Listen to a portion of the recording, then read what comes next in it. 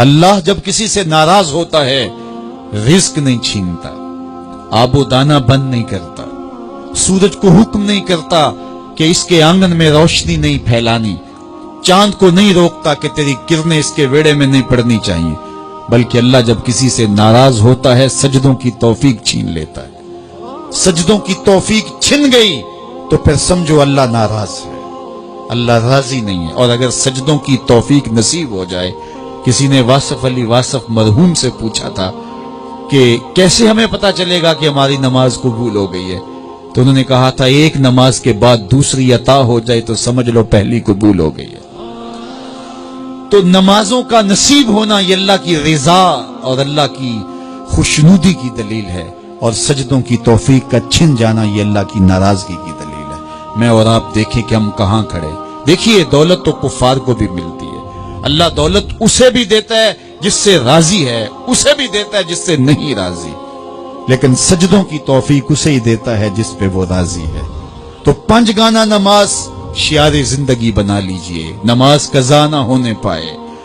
قیامت کے دن بے نمازی اس صف میں کھڑا ہوگا جس صف میں نمرود کھڑا ہوگا، جس صف میں حامان کھڑا ہوگا، قارون کھڑا ہوگا، شداد کھڑا ہوگا۔ مجھے بتائیے ہم میں سے کوئی یہ گوارہ کرتا ہے ہم اس صف میں کھڑے کر دیے جائیں جہاں دشمنان خدا کھڑے ہوں؟ آج کوئی نماز پڑھے یا نہ پڑھے، حشر کے دن حکم ہوگا کہ اللہ کے حضور سجدہ کرو۔ ہر کوئی سجدہ کرنا چاہے گا، جو نہیں پڑھتا وہ بھی کرنا چاہے گا، لیکن بے نمازی کی کمر اکڑ جائے گی، وہ آرزو رکھنے کے باوجود سجدہ نہیں کر پائے گا۔ قرآن بتاتا ہے کچھ لوگ جہنم کو دھکیلے جا رہے ہوں گے، انہیں کچھ لوگ پوچھیں گے ما سلککم فی سقر، تم جہنم کو کیوں جا رہے ہو، کیا ہوا تمہیں؟ تو وہ جواب میں کیا کہیں گے؟ لم نک من المصلین، ہم نماز نہیں پڑھا کرتے تھے۔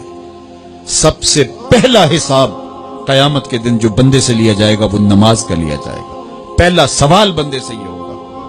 یا چڑیاں بھی رب کی تسبیح بولیں اور اشرف المخلوقات سویا رہے، جب صبح کا وقت ہوتا ہے حشرات الارض بھی بلوں سے نکل کے رب کی تقدیس کے ترانے پڑھ رہے ہوتے ہیں، درختوں کی شاخوں پہ چڑیاں پرندے وہ بھی اللہ کی تقدیس کے ترانے پڑھ رہے ہوتے ہیں، حشرات الارض بھی اس کی تقدیس کے گیت گا رہے ہوتے ہیں، اور اشرف المخلوقات خراٹے لے رہا ہو، اس سے بڑی بد نصیبی کیا ہو سکتی ہے؟ آئیے 5 گانا نماز شعار زندگی بنا لے۔ اس مجلس میں اگر کوئی بے نمازی ہے تو آج عزم مصمم کر کے یہاں سے لوٹے کہ آج کے بعد نماز نہیں چھوڑوں گا، اور اگر آپ 5 گانا نماز کی عادت رکھتے ہیں تو آپ کو مبارک ہو، لیکن یہ عزم کر کے جائیے اپنے گھروں میں، اپنے اعزاء و اقرباء اور اپنے دوستوں میں اس زور سے تلقین اور تاکید کریں گے نماز کی کہ وہ پکے نمازی بن جائیں گے۔ بندہ بندگی سے سجتا ہے، زندگی آمد برائے بندگی، زندگی بے بندگی شرمندگی۔ اگر زندگی میں بندگی نہیں تو زندگی کے پلے ہے کیا؟